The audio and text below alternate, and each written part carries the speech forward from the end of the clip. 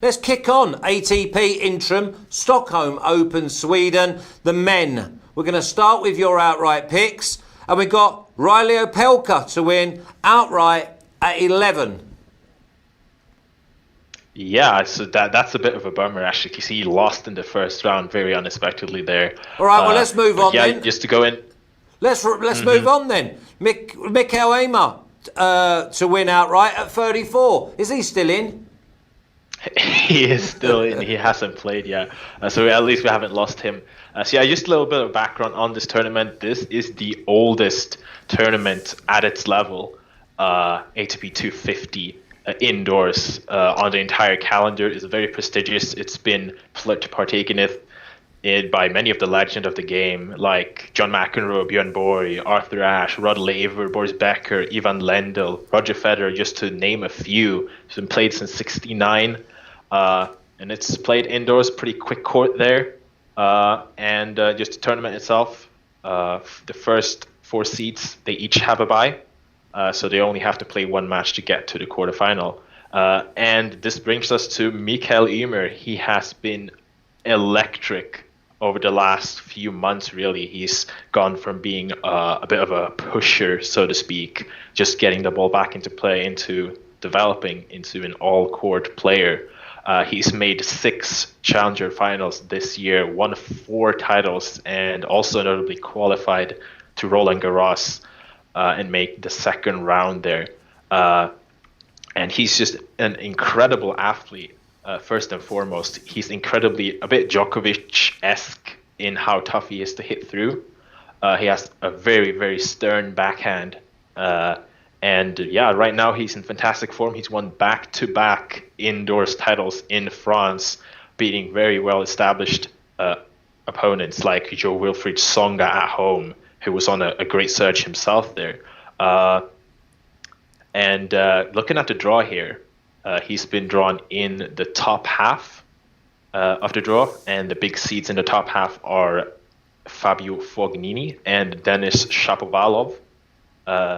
And I find reasons to oppose both of them. Fognini does have a good record here. He's reached the semifinals on 2 separate occasions, both occasions he's been here. But he's not really a great player indoors. He prefers the slightly slower surfaces if he can choose to get a little bit more time on the ball. Obviously, big serving is something that is well used in this tournament, and he tends to fare pretty poorly against those.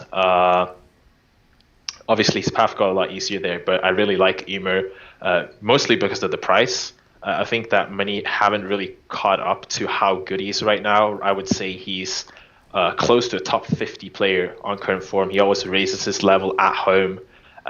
He has a pretty good draw. At worst, he'll face Denis Shapovalov in the quarterfinals. Shapovalov is a player that usually doesn't go very deep in tournaments, and if he does, he gets beat.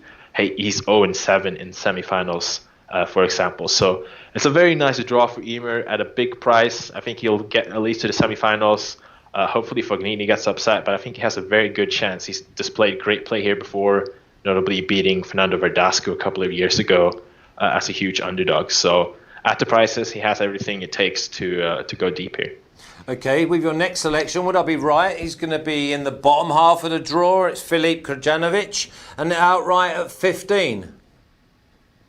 Yeah, so Filip Krajinovic is a bit of an indoor specialist, actually. He came out of nowhere to win, or not to win, sorry, to reach the finals. He almost won the Paris Masters in 2017. The problem that Krajinovic has is that he is a bit mentally fragile at times. He is prone to choke, and he's choked on a few occasions in the past. But he's a very capable player. He's got a good serve. He's got a good tactical game. He's good at the net. Loves to push the pace, and is always a danger in these conditions. And in the lower half, we don't really have that many dangerous big seeds. I would say Grigor Dimitrov is one of the title favorites, but apart from his US Open surge to semifinals, he's shown now in Asia that may have been a fluke. We don't know if we can trust him to perform at that level yet, so he's easy to oppose. The other big seed is Pablo Carreño Busta, who's a clay court specialist. He doesn't really perform well indoors, has a poor record, and And then we have Taylor Fritz, who looks to be running a bit on fumes as of late, the young American. So, and also Daniel Evans, who's another player that has a really bad indoors record. So all of the big seeds really are opposable in this bottom half. And I've chosen Krajinovic because of his indoor pedigree and a nice price there. He's priced higher than many of these big seeds, where I give him a very good chance to go and take this title. Okay, and I asked you for one individual bet, and you've come out with Mikael Ymer again to win at 1.8. Yeah, so Mikael Ymer, obviously I've spoken in depth about him already, but he's going to be facing Joao Sousa here. And Sousa is a player that's probably one of the most hard-working players on tour. Rarely gives away points for free. The Portuguese 30-year-old is really the definition of a grinder. Usually he's had a lot of success on clay, but he's evolved in later years to be competitive on other surfaces. He notably made the last 16 at Wimbledon on grass this past summer after upsetting Marin Cilic as a huge underdog and Daniel Evans as an underdog. So he can definitely be capable of performing well.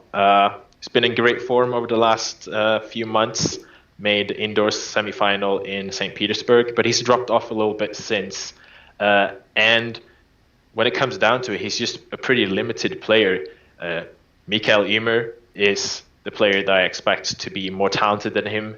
They're similarly ranked now. They're similar in strength, but I think that Ymer has a lot more upside. He has more weapons. He's obviously in scintillating form with back-to-back indoors titles, and he's also a player that performs well at home.